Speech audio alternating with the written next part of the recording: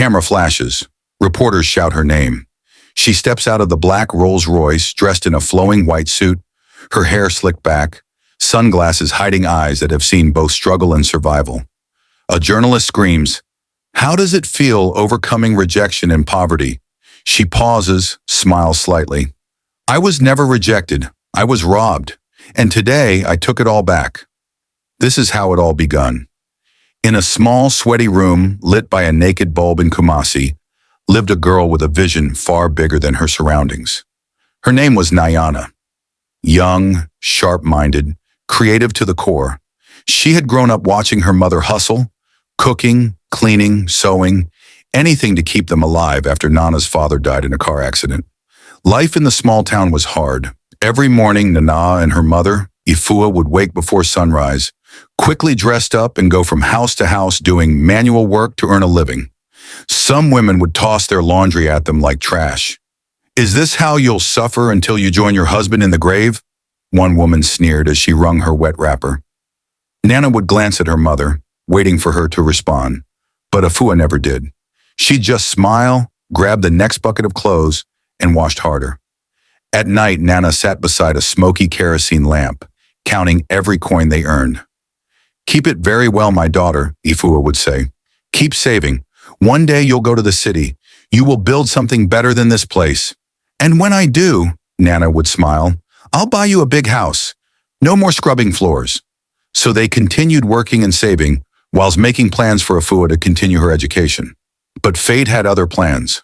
1 week before her departure to Lagos, Afua went to the evening market to buy food. A few minutes from their home, her legs gave out.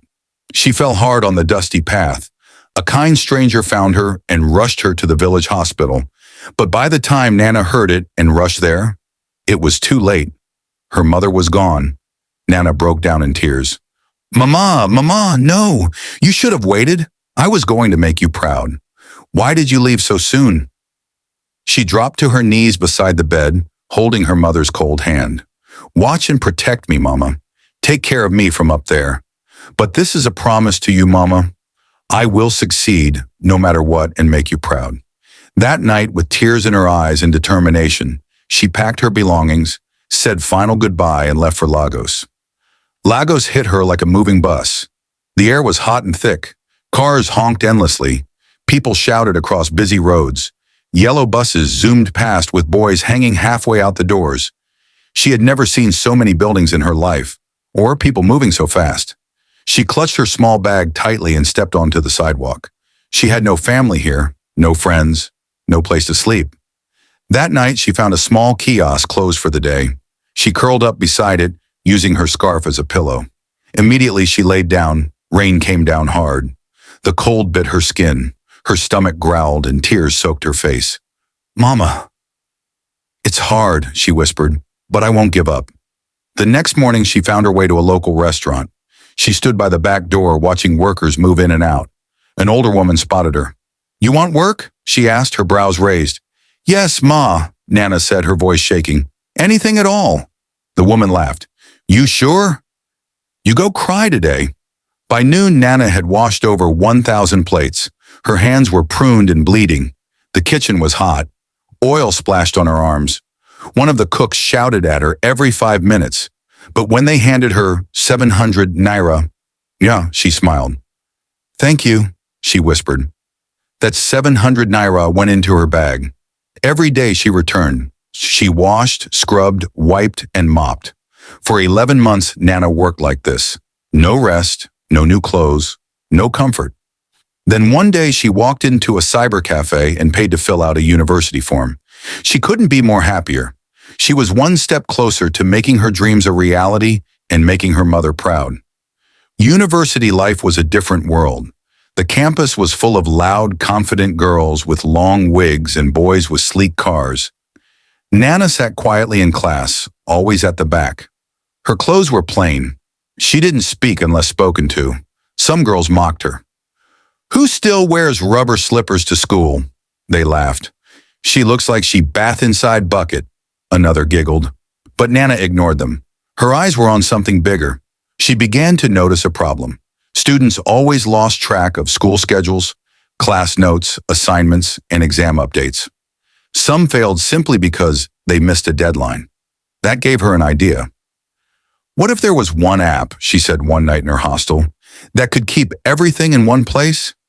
Let's name it StudyMate, she said to herself.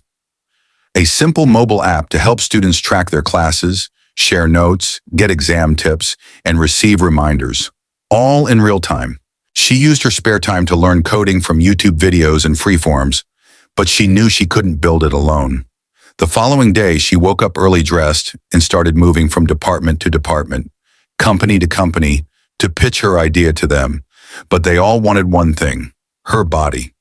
She was almost thinking of giving up until Evans walked into her life. He was smart and charming, the president of the school's tech club, and there were whispers that he was a billionaire's son. He noticed her one day during a seminar where she shared her idea during a Q&A. Afterward, he approached her. "That app you mentioned, StudyMate, is brilliant," he said. "Thank you," she smiled, surprised. "I can help you build it. I know people who can invest millions into your idea." "Really?" Nana said happily. "That will make me the happiest woman on earth." "Don't worry at all," Evans said. "Let me pitch it to someone I know. My cousin works at a tech hub in Lekki. If we get funding, you'll be the face of the app. Just trust me." Nana hesitated, but she wanted so badly to succeed, and for once, this offer didn't come with her offering her body. "Okay," she nodded, "but promise me, this will be ours." "Of course," Evans smiled. "It will be ours," he said smirkingly. Weeks passed and they continued to work hand in hand, meeting at cafe shop, his office, and endless phone calls until Evans stopped calling. Nana tried reaching him, but his phone rang endlessly. Nana started worrying, literally crying profusely. Why would she trust someone blindly like that? "Let me just call one more, maybe something has happened to him." And when she took her phone, what she saw almost made her run mad. A viral post on social media. "Meet the young genius behind StudyMate, Evans Nwankwo. The billionaire's son is also making waves just like his father." Her heart stopped. She clicked the link. He had launched the app without her. He called it his vision, his solution, and gave no mention of Nana. Investors were pouring in. The app was trending. She rushed to the tech hub where he once took her. Security blocked her. "Madam, this place no be for everybody." "Tell Evans I'm here, you thief. Tell everyone I was the person behind the trending app," she shouted. People stared. Some laughed. That night, Nanaya laid on her bed talking to herself. "You stole my idea, Evans," she whispered. "But you didn't steal my mind. I'll build again, from scratch if I must. Because I am my mother's daughter, and daughters like her never give up." Weeks turned into months. The pain didn't fade, but it changed shape. It hardened her. Nana no longer cried about what Evans did. She used the betrayal like firewood under a pot of ambition. She returned to her old job at the restaurant part-time to survive. The rest of her time was spent in the university library, glued to books, YouTube tutorials, and free online tech programs. After Evans stole her app idea and went viral, Nana fell into deep silence. She felt like her soul had been ripped out and fed to the wolves. She was crushed, broke, embarrassed. Her name was nowhere, and Evans was on every tech blog, podcast, and billboard. But Nana didn't stay down. She rented a shared room in Ajagunla. It was small, noisy, and hot, but it had power and Wi-Fi. That was all she needed. For days she didn't sleep. Her eyes were swollen, her heart heavy, but her mind was spinning. She thought to herself, "If I could build something once, I can build again. But this time, I'll build something no one can steal." While reading online one night, Nana saw a heartbreaking story. A 16-year-old girl in a nearby university had taken her own life. She had been battling depression but had no one to talk to. No help, no support. Nana cried. It reminded her of all the nights she cried in silence. When her mother died, when she slept under that kiosk, and when Evans crushed her dream. That's when the new idea hit her.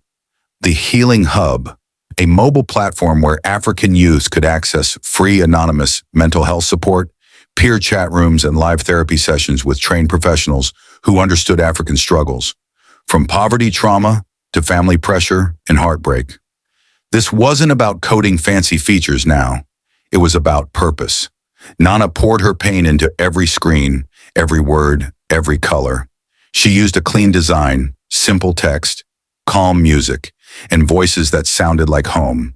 Yoruba, Twi, Pidgin, Igbo, and Hausa narrators who told users, "You are not alone." She launched quietly with no hype, no parties. But the app spread like wildfire. In less than 6 months, the Healing Hub had over 700,000 downloads across West Africa. It was used in schools, prisons, churches, and IDP camps. Nana was invited to speak at TEDx Lagos, then nominated for a UN Youth Impact Award. She was featured in BBC Africa and signed a partnership with Safaricom and MTN to make the app accessible without data charges. Her name was on everyone's lips again, but this time not as a victim, but as a visionary. Meanwhile, Evans's startup began to crumble. He didn't know how to run it without Nana's brilliance. He tried several ways, but the platform faced bugs, scandals, and complaints. Investors pulled out. Users left. One Sunday afternoon, the sun had barely risen over Lagos when Nana's car pulled onto the Lekki Expressway.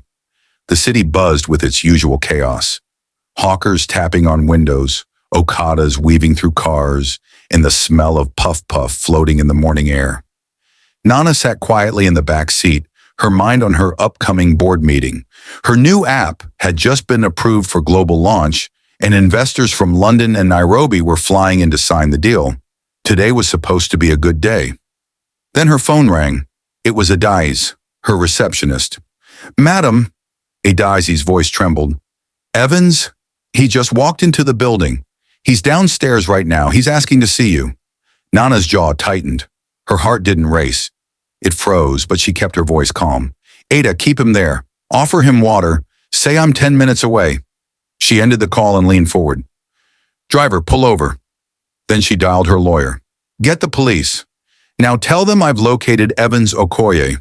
He's at my office in Lekki, acting bold like nothing ever happened." 10 minutes later, 2 plainclothes officers met her at the side entrance of the building. Nana adjusted her blazer, her heels clicking with quiet power as she walked in beside them. Evans was still at the front desk, charming as ever, grinning like a man who still thought he had the upper hand. "I just want to talk to her," he was saying. "Tell her Evans is here. I made a mistake, yes, but—" The moment he turned, the officers moved. "Mr. Evans Okoye, you're under arrest for intellectual property theft, fraud, and identity misrepresentation." "What?" he shouted, stumbling back. No, wait, what is this?" "I'm the CEO and a millionaire." Nana stepped out from behind the officers. Her face was calm. Her eyes were fire. "No, Evans. You were a thief who thought I'd stay silent. But I've been building in the dark while you danced in stolen light." Evans looked stunned. "You can't. This isn't. Nana, we were partners." "We were nothing," she said coldly. As they cuffed him and began to walk him out, he screamed, "This isn't over." Nana tilted her head, a half smile playing on her lips. "Oh, but Evans, it is." Today, Nana's face is on billboards across Nigeria and beyond. Every time she passed it, she whispered, "Mom, I kept my promise, but I wish you were here."